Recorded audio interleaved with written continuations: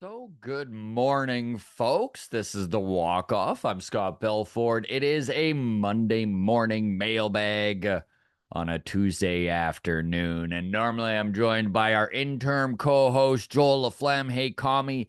He has been sick the last week. Now, he said that he could rough it out this morning, but I'm heading off to Buffalo to cover the Bisons for the next couple days here. So I had to get an early start. Of course, he's off in Edmonton. And rough day yesterday for all Edmontonians. Apologies on that. I know how hard it is to be a sports fan, put all of your energy into your team, and then have something so disappointing happening. So we're letting Joel just take the morning off. He will be back on Friday. We'll get into Adam Mack too here because there is some questions about him a little later on into the mailbag.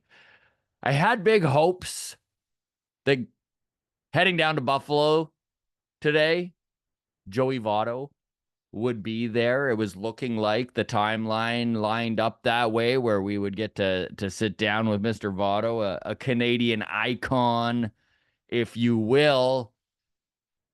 Released just yesterday, though, his back tightened up and he's staying in Florida. They're hoping to get him back into a Florida Coast League game on Friday, I think they were saying. It is insane how long it is taking Joey to rehab here. In Baseball Town, there was a roast on him. Angelica Scanura, Toronto comedian, she was representing the Red Sox. It was the Red Sox versus the Blue Jays. And she said, the Blue Jays are so geriatric, it's insane. They're so old. Look at Joey Votto. He stepped on a bat. He's been out for 4 months. They say his back tightened up because he saw a hard candy on the floor and went to bend over and get it. So, pretty funny, but it is kind of ringing way too true.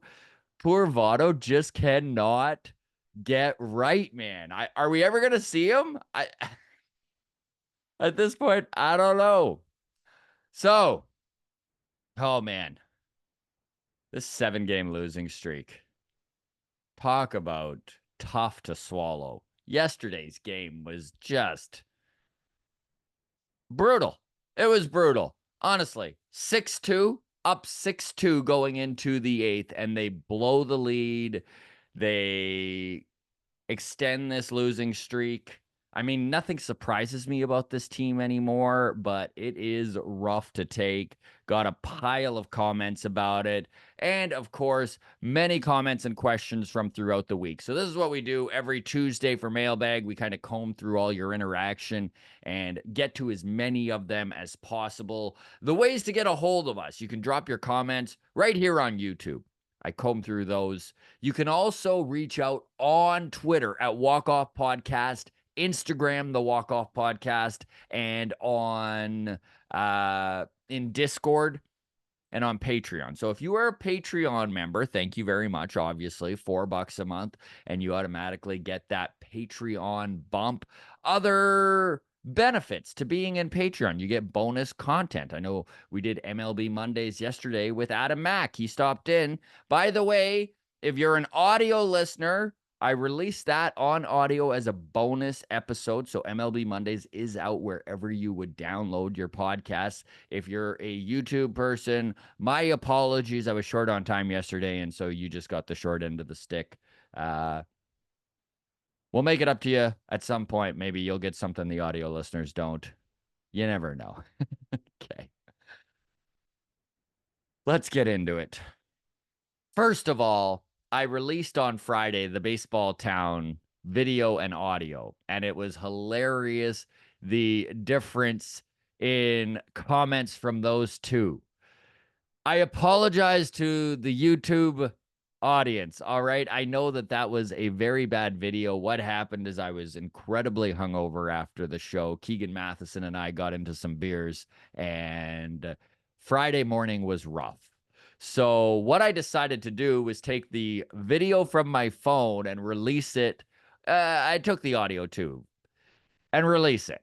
And then I did a little video explaining what that was about. Now, I had filmed Baseball Town with my phone upright so that I could make reels and stuff like that. Then my video explaining it was lengthwise, and I smashed the two together, didn't even pay attention, and then it lengthened the one that I had filmed upright and made it look absolutely horrible. And honestly, your guys' comments cracked me up so much. So thank you for that. These are a few of them. Nathan Chalmers says, this video quality is basically the Toronto Blue Jays season in a nutshell. Did you use a Nokia flip phone? Stu Dumplings says, this video quality will hurt the show. I'd take it down before someone has a seizure and sues. And then Josh messaged me on Twitter and he said, dude, today's video is so fucking authentic. First, it starts very clearly. Keeping your eyes open is a Herculean task. You tell us you were gonna do a video, but fuck it, you're hungover. So then instead, we get the panel filmed through what I can only assume is a pint glass of beer in front of your phone. I love it. Don't ever change. When you wake up at 6 p.m. today and piss out dark yellow toothpaste and take some more Tylenol, know that we still appreciated your efforts. Well, I don't know if you all did, but thank you, Josh. Now, this is what's funny because the audio comments are the exact opposite because you didn't have to deal with the ridiculous, stretched out, poor quality video that looked like I, as they kind of said, filmed through a Nokia flip phone through a beer glass. So Liz Campos says, just listen to Baseball Town panel on Spotify. That was awesome. I bought tickets for the next one. Very excited. Jason on Twitter said, just listen to Baseball Town podcast. Great stuff. Caitlin McGrath was a little quiet off the top, but it was turned up pretty quickly. I have to try and get to one of these one of those times. So there you go. Apologies if you were a YouTube viewer on Baseball Town. If you're an audio listener, well, look at me doing my part and making sure a show's out there that you enjoy. Baseball Town, by the way, we are doing it again. July 18th, it's going to be at Comedy Bar on Bloor. Our guests are awesome. We have Julia Cruz of MLB.com. We've got Ben Schulman, play-by-play announcer on 590 The Fan for the Blue Jays, filling in sometimes on the television side lately. And then we also have the one and the only at Down to Black on Twitter, Sportsnet producer Chris Black. It is going to be a heck of a panel. Our roast battle is going to be the Los Angeles Dodgers versus the Oakland Athletics. And our special guest is going to be the Looney Dog Kings. Fingers crossed. Looks like they're going to confirm right away, but it does look like that's the case. I'll put tickets in the link in the comment section here. All right, let's move on. Long Toss. So these are some YouTube comments from Long Toss. 905YR says the Jays need to hire Kim Ang. Really, it breaks down to if they move on from Ross Atkins, and fingers crossed his rope is coming to an end. We're on a 7-game losing streak. This is just a bad team. I can't see hope of them turning things around. In fact, quite honestly, it feels like they're directionless right now, and it's really tough to take. And I think that this losing streak will at least force them to choose a direction, and hopefully it's the right one. So do they go with an outside hire? Or do they go with an internal hire if it comes to general managers? And there's two ways of thinking of this, right? The nice thing with an outside hire is you are going to clear a lot of this front office out if that's the case. I guarantee whoever they bring in as general manager is going to be able to choose their own people and build the team analytically, developmentally that they want, because they're going to be the ones responsible at the end of their tenure. So they need to put their people in place. Going with an inside hire, I guarantee there's still going to be a lot of turnover, and that person is obviously going to be given the reins and the opportunity to bring in their people as well. But I can see more of the current front office sticking around if that's the case. I don't know what's best. I'm so fed up with this current front office that I'd like to see them all go. But also, I'm well aware that that is a little bit of an overreaction. You know darn well, even the biggest haters of this front office know that there's There's smart people there, right? But sometimes with the groupthink and the collaborative effort that this team is so focused on, these voices get lost. So are they following the right voices right now? Obviously not. Obviously not. This team hasn't had a fucking cleanup hitter in almost 2 years. They don't hit home runs. Their approach at the plate is questionable at best. We constantly see these guys from the Bisons coming up, and again, their approach is far superior, which makes zero sense. So changes are needed. Where it's going to go, who knows? I do love the idea of Kim Ng. Of course, she was formerly the general manager of the Miami Marlins and really set them on the right path. And this is something to keep in mind, too, is that at least the Blue Jays have an ownership group that's prepared to spend money. Because if you're the Miami Marlins, like Kim Ng walked away from that organization when her contract came up. They didn't renew her, and it was a mutual parting. But I really think that it was just she wasn't being given the reins to do the job she wanted to do. She knew her value and walked away. I think that would be a great outside hire. There's a few of them available out there for outside hires. Of course, the internal hire everyone keeps bringing up, former World Series champion in 2022 with the Houston Astros, James Click. How integrated is he into this Toronto Blue Jays system and the current way they're operating? I don't know. None of us do. It's all speculation. Some people say he's just not being listened to. It is an interesting hire on the Blue Jays' part to take him and kind of stash him away, almost like a backup plan. Time will tell. Very curious as to your thoughts, folks, because I get the feeling that this retool rebuild that we keep needing to talk about is getting more and more likely. So let me know. What do you think this team should do organizationally? Outside hire or an internal hire? Names, let me know. And we will tackle this again. Probably long toss. We'll use it as some of the topics. And then on mailbag next Tuesday, we'll try and circle back here. But internal, external, do you have names? I'm almost at the point where I'd like to see an external hire. I do like James Click, and he was very, very kind to us on the walk-off. He returned to our emails. He never came on the show, but he said that he even watched some of our stuff when he got hired just to get a feeling of the fan base and the podcast and stuff going on. So, I mean, having James Click email and maybe even a chance to get him on, of course, that would be awesome. But I'm still kind of on the side of, I don't know, man, like maybe we should go external. Moving along here, another YouTube comment, pseudonym, and this is from our long toss episode on Sunday. How are we not talking about DeMarlo Hale taking over? ? So obviously there was a lot of talk of front office firings. There was a lot of talk of, is John Schneider gone? And no, we didn't bring up DeMarlo Hale. I think personally, if they are going to fire John Schneider, which I think his rope might be coming to an end. I mean, Atkins doesn't have a lot of options left here but to start firing people, and it might even be his job on the go. Who knows where Mark Shapiro's at on this thing?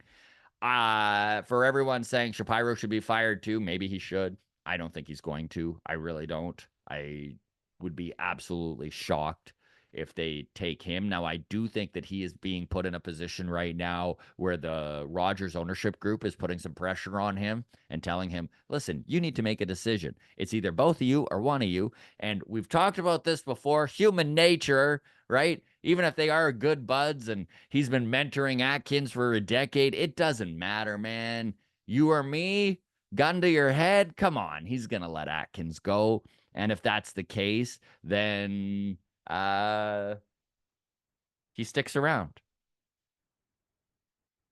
So Atkins is probably going to be given the option to fire somebody first before he loses his job. We'll see what happens. And if it's John Schneider, I think DeMarlo Hale as an interim manager is probably what they'll do. I don't think they will go with Don Mattingly because it feels like he is definitely part of the problem. Since he took over as offensive coordinator, this team has only gotten worse. The offense on this team has only gotten worse since he has taken over. And I'm not saying it's all his fault, but I mean, philosophically, something is wrong within this organization. The way they approach their at bats, the way they've built this team, it's not good enough. So DeMarlo Hale, yeah, give him the internship. I mean, again, I think Ross Atkins' rope is done, at least by the end of the season. And so whoever they bring in, my guess is they put in place the manager that they would like to see in the manager seat. Time will tell. One more long toss comment here, and this is from Martin Rev. He says, I may listen, I may not to this pod, but just so you all know, it is official. The season is over and the front office sucks ass. I still love the game. I love the team and I love going to the ballpark. So if I get wind that they're doing a rebuild and are letting the kids play, they, the Jays, may get $1 from me if at least it's going towards future success. And I think we're all feeling that. P.S. God bless every one of you on the panel for enduring the clusterfuck of a team with such dedication. I hope that a future leadership team at the Jays makes things right by giving you something to cheer for. Martin, I agree. I hope that too, man. And thank you for the comment. Now, of course, the news that Aroldis Martinez has been using PEDs, just another gut punch in this season.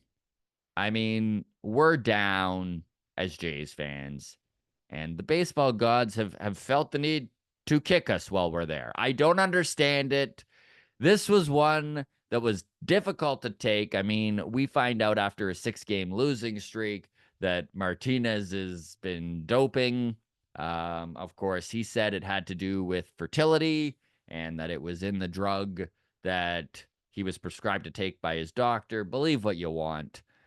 Personally, steroids have gone on for so long in this game. I really have a hard time believing that any player would accidentally, mistakenly do it. I mean, there's enough info out there to know you should go to your team doctors, go to the MLBPA, and do your research properly. But 22-year-old kids make mistakes, and hopefully he gets over it. But Claire Montgomery reached out and said, time will tell. If his power numbers fall off a cliff next year in AAA, then he'll just be another Chris Colabello in Jays history. Anyway, it won't be long now till Rogers has to smash the reset button on the team, hopefully. And again, that's what it feels like. It feels like Rogers is going to need to make a move. Fans are restless, and I said it off the top. The biggest problem here is that it feels directionless right now. It feels like we have no path. And there's nothing scarier as a baseball fan than watching your team suck with no plan in place. This is an organization that has spent $240 million on this team, a last place team in the division. Something has to give. I'm ready now. I think most of us are, but time will tell, just like Claire said, how this plays out. Going to Twitter. Again, you can always reach out on Twitter. You can DM us at Walk Off Podcast. Susan S. on Twitter says, hey guys, this team is so depressing right now. I love them so much, but they are so hard to watch. Last night broke me. She's, of course, talking about this 6-2 lead they gave up in the 8th inning. I got this morning. I really thought that they were going to end this losing streak, and instead just more heartbreak. How much longer will this go on? I've got no answers, just more questions, but we are all feeling it, Susan. You are not alone. Blue Jays fans, if we've got anything, we've got each other. And that is one thing that I want to point out, okay? We all may not agree on the pathway to the promised land, but good Lord, we can all agree we want to be there. And it is not with this front office 9 years in now. And you know what's really frustrating? And some of you may disagree on this. I really do think this front office was on the right path. You know? Like, I really do think that they had built something that really could have launched them into a special category of team. And then I truly believe that that Mariners loss in the wild card broke Ross Atkins. And they decided power and home runs, like they were known as a home run hitting team, number one home run hitting team in all of baseball in 2021, number 7 in 2022. And they decided that they could shed power and become more defensively sound, and that that would be the way to the promised land. And boy, were they ever fucking wrong. But here we are.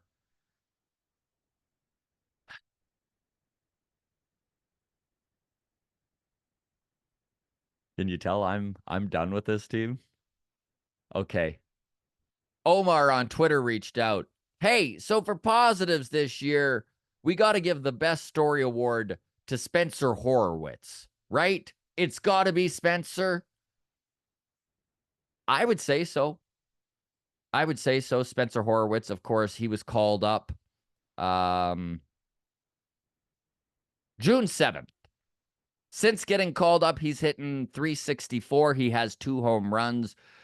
He has 6 RBIs. He has 16 hits, 26 years old. He has been knocking at the door in AAA for a year now and finally being given his opportunity, and he is running with it. Listen, there's going to be a lot of ups and downs in Spencer Horowitz's career, just like any baseball player. There's hot streaks, there's cold streaks, and he's on a heater right now. Ride it out, kid. That's the way to go. Get your hits while you can. Pitching is going to adjust, and then he'll need to readjust. We've seen it a million times. We watched it with Davis Schneider. But hell of a story. Spencer Horowitz coming up. Not a guy with a lot of fanfare, not a guy with a lot of hype, just a dude who got it done in AAA. On base percentage, he has an on base percentage of just under 500 right now at the big league level. Of course, he led AAA with doubles. He led AAA with on base percentage of 450. So the kid can play baseball, and honestly, he has looked pretty good at second base. I know there were some errors there yesterday, but errors by the entire team. You don't blow a 4-run lead on the back of one guy, and man, that game, God, that game yesterday, just anyways. Moving along. But I do agree with Omar. Spencer Horowitz, the bright spot on the season. Would love to hear from everyone in the grounds crew. If you're out there and you're like, there's a few more bright spots, bring them up. We probably need every little bit of positivity we can get, because for the most part, we're being fed a shit sandwich. So, yeah, any positives, feel free to drop them. We'll try to get to them on Friday. Tristan says, guys, George Springer, what are we even doing here? Why is he still in this lineup? I think Tristan's not alone on this. I mean, we continue to ask ourselves this question as fans. The Blue Jays have stated that they have information we do not have, that he's on the verge of breaking out, and that's why they keep hitting him 4 through 6. I don't understand. Like, if you're going to play the guy, stick him in the 9 hole. Why is he being given opportunities to hit with runners in scoring position? I still can't wrap my head around it.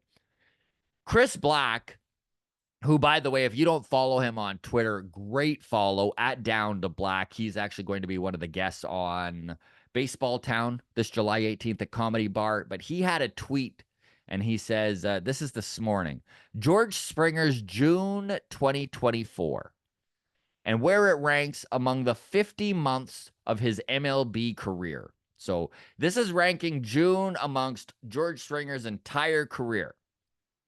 Average, he's hitting 137. That's 50th. So that's the worst month of his entire career. RBIs, he has 3 on the 3.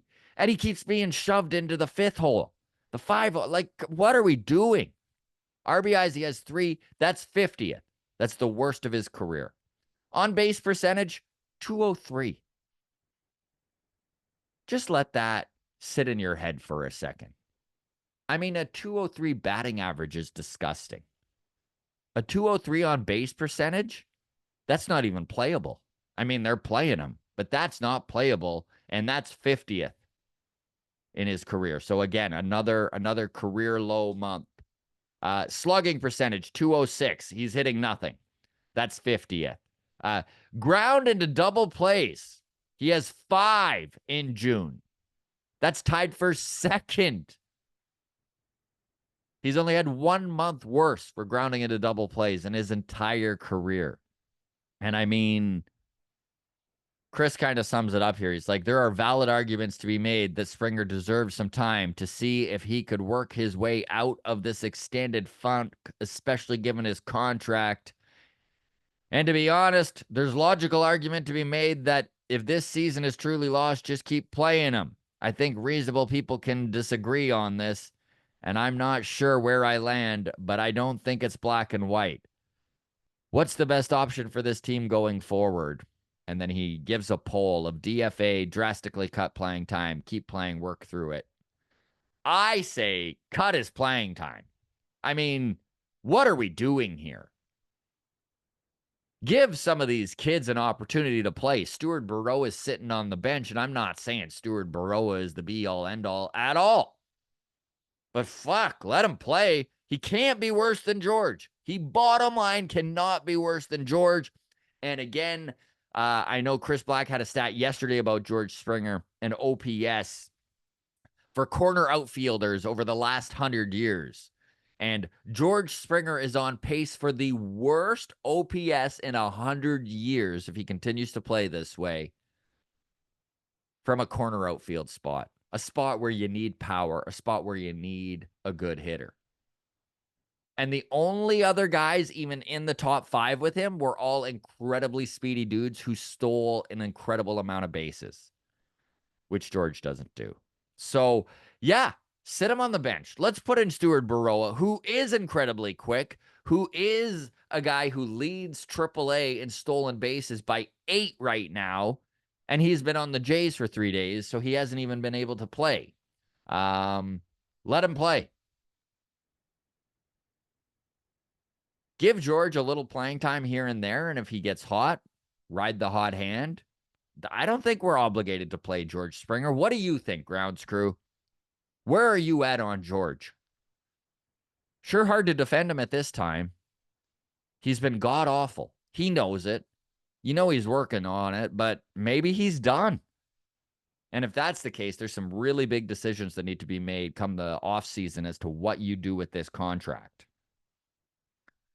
Okay, we are now at the Patreon portion of the mailbag. Of course, if you are a Patreon member, you automatically get your question or your comment read. Really appreciate everyone who did reach out. Of course, you can always drop your comments in YouTube, on Twitter at Walk Off Podcast, and Instagram, the Walk Off Podcast. So, Mish on MLB Mondays says, oh my God, I love every second of that pod. Luckily for everyone's notifications, my hands were otherwise engaged, LOL. So great to see Adam. And yeah, Adam stopped by for MLB Mondays yesterday. I did release that, by the way, as a bonus content episode on audio. So feel free to check your Spotify or Apple, wherever you get your podcast from. And that is up there. He was in full mode of just tear it down. He's had a lot to say. It was great to catch up with Adam. He says, fingers crossed, next 2 to 4 weeks, he's back full time again. His wife is healing up nicely. For those of you who have sent condolences on her broken leg and well wishes and stuff, I do pass those along to him. He really appreciates it. So thank you so much. And I am going to try and twist his arm to come on a public show here. I think we got him lined up for long toss, fingers crossed, on Sunday. Would be great to see Adam Mack back. So thank you again to all of you who have reached out with well wishes for his wife. Metal Manic says, mailbag comment question. PED suspension. It's curious how the Blue Jays, or so we're told, were unaware that Martinez was expecting a suspension for use of a banned substance until the night of its announcement. In spite of this, Martinez accepted the big league promotion and got a few games of big league pay. One has to imagine that the front office is not pleased with this concealment. Sure, he must have the right, MLBPA thing, to not share this information with the big league club until the suspension is official. But it's certainly an erosion of trust between team and player. He knew this was coming. He had to have. The team juggled its roster and possibly will have to use an option upon his return to accommodate the call up. A different player could have been given the shot to play. It's even more disappointing than this just simple fact that it's PED matter. Also, will Vladdy win the hard hit single derby at the All-Star game this year? That's funny. Nobody hits ground balls harder than Vladimir Guerrero Jr. I will give that to you, Metal Manic. This is a really good question. Um, I do believe the front office that they did not know that Oralvis was using a banned substance. I think that it was concealed by Oralvis for the reason he knew it was a banned substance. This is all speculation. We'll never actually know because Oralvis is probably going to stick to his guns. But and this is what I stated right off the top of the show, in a world in baseball where steroids has been at the forefront of cheating for decades now, every player is well aware that when they're going to take a supplement, going to take a substance, a medicine, anything, it's got to go through MLBPA. It's got to go through the Players Association. They should also check with team doctors. That is not as ironclad, again, for the privacy, but they absolutely need to go through the Players Association, which he did not do. It really does look shady on Oralvis. If you believe Oralvis, that's cool. Give him the benefit of the doubt. I have a really hard time with it. We just see this too often, you know? And it's the same story every time. Oh, my doctor promised me it was fine, or whatever it is. I see it as lip service. Maybe I'm being too harsh. Feel free to drop your comments. I just have a really hard time wrapping my head around the fact that a guy who would have all this information and know the proper procedure when getting medicine or whatever it is, to ignore that, I really have a tough time buying it. And yeah, I do think it's going to erode some trust between the front office and Oralvis. It's a real bummer because it does definitely get rid of any value he had until he comes back and proves that those AA and AAA numbers the last year or two were not false. Were not based on being juiced. I don't think it is, but he'll need to prove it at this point. They definitely can't trade him. They're going to be stuck with him at least for the next year until he shows he still can hit dingers. Okay. Thank you so very much to all of you who sent in comments, questions for Mailbag. I try to get to as many of them as possible. And apologies if I didn't get to yours. Just keep trying. That's all I can say. At Walk Off Podcast on Twitter, the Walk Off Podcast on Instagram. And of course, Patreon gets the mailbag bump there, automatic question comment in there. The last question we're going to get to is from Mark Draber. He says, does anyone know who Shapiro reports to? Is it a board? Is it one person from Rogers responsible for the Jays? Who are we waiting on to fire this management group? So that is a good question. I did some digging. It does look like it's the Rogers board, so there would be a vote of some kind. I don't know how the corporate side of stuff works, but yes, it would be the Rogers board. That's who Shapiro answers to when it comes to finances, when it comes to renovations, stuff like that. I don't know if he answers to anybody at this point. I think the buck stops at Shapiro, and he's the one deciding how everyone under him is employed, or if they're employed, and who gets moved. But This fan base has not been quiet about their displeasure of the way this year has gone. They've not been quiet about the fact that Ross Atkins just ran this right back after it looked like a failed attempt last year. I think Ross Atkins is gone. Whether Shapiro wants to fire him or not, I think that Rogers, the board, will force him to make a move there. That is my guess.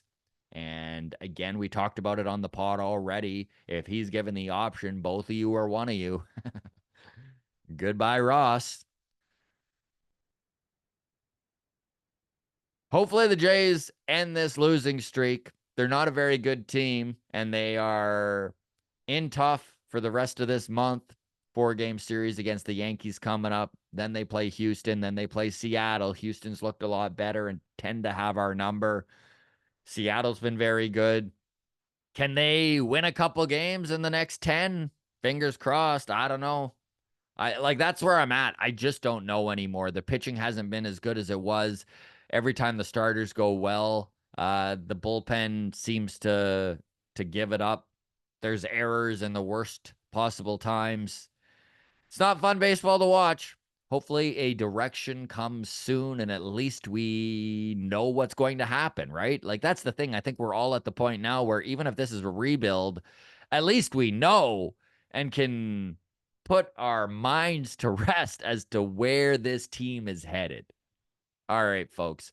I'm off to Buffalo. I will keep you posted on everything there. Follow the Walk Off Instagram. I'll be posting videos. I've got some interviews and stuff lined up. I know Riley Terada has been just called up from AA to AAA and has been lighting the world on fire in AAA. So I do have an interview lined up with him.